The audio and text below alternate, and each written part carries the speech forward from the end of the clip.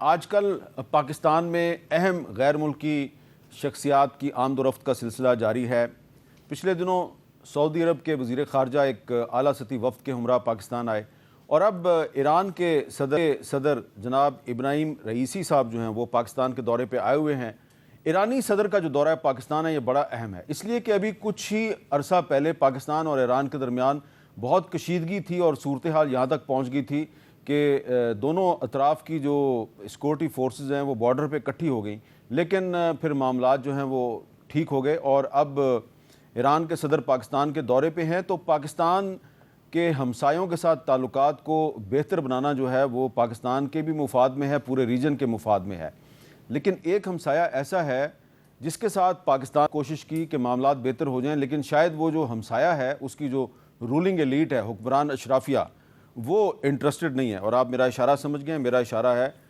بھارت کی طرف، اور بھارت کے جو وزیر اعظم ہیں نریندر مودی،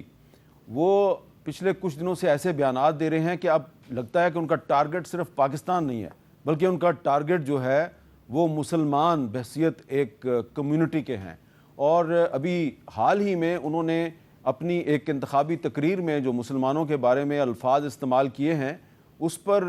خود ہندوستان کے جو بہت سے ہندو دانشور اور تبصرہ نگار ہیں وہ بھی پریشان ہیں۔ اربن نسل کی سوچ، یعنی کہ عرب نسل کی سوچ